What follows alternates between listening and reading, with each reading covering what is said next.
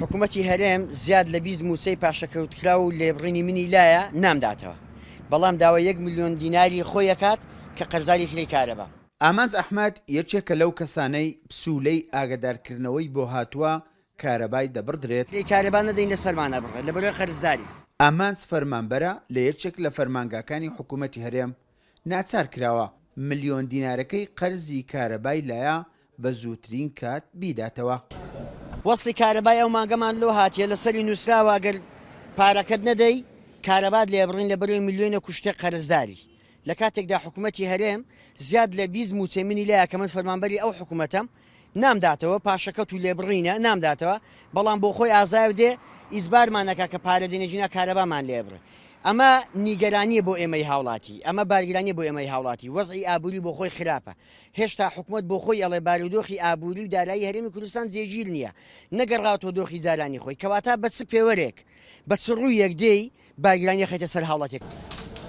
بەپێی زانیاریەکانی بەشی وزە لە کارەبای سۆران لە کۆی 83,000 هاوبەشی کارەبا تەنها 19,000 هاوبەش پابند بووە بە کرێی مانگانە. بەپێی ئەو بڕیارە بێت زیاتر لە 60,000 هاوبەش ئامادە نەبێ قەرزەکەی بداتەوە کارەبای لێ دەبڕدرێت. کارەبای ماڵان و بازرگانیان بڕیوە، ئەمەش هاوڵاتیانی نیگەران کردووە. جێگەی نیگەرانی هاوڵاتیانە، بەڕاستی هاوڵاتیان لە دۆخێکی سەختی ئابووریدانە، ناتوانن ئێستا بەو قەیرانە قوڵەی وە لەو کاتە نەخوازراوەیدا بتوانن ئەو قەرزانە لەسەرێک بدەنەوە. ئەوانیش کە نەی دێوە ناچا کارەباکەی دەبڕن، خەڵکیش ناتوانانی بەبێ کارەبایی ژانی بباتە سەر. لە ماوەی 20 ڕۆژدا زیاتر لە 740 شوێنی بازرگانی و ماڵان بەهۆی قەرزی کارەبای نیشتیمانی لێبڕدراوە لە سنووری ئیدارەی سۆران. ئێمە دەستمان کردووە بە بڕینی ئەو هاوبەشانێکەوە ئیلتیزامیان نێ بەرامبەر پارەی کرێی کارەبای مانگانە بۆیان دێتەوە. زیاتر لە 3 مانگ پارەی کارەبای نەدرابی بە پێ ڕێنمایەکان ئێمە ئاگادارکردنەوەی بۆ ئەنێرین. پاش ئەوەی ئاگادارکردنەوەکەی بەدەستگەیشت ئەگەر سەردانی بەشی فرۆشتنی وزەی نەکرد بۆ پاکتاوکردنی کرێی کارەبای ئێمە لە ڕێی داتاوە لیستی بڕینی سەرپێچیەکان ئامادەکەن و ئەستەناو ئەو لیستە و کارەبای ئەبڕدرێت.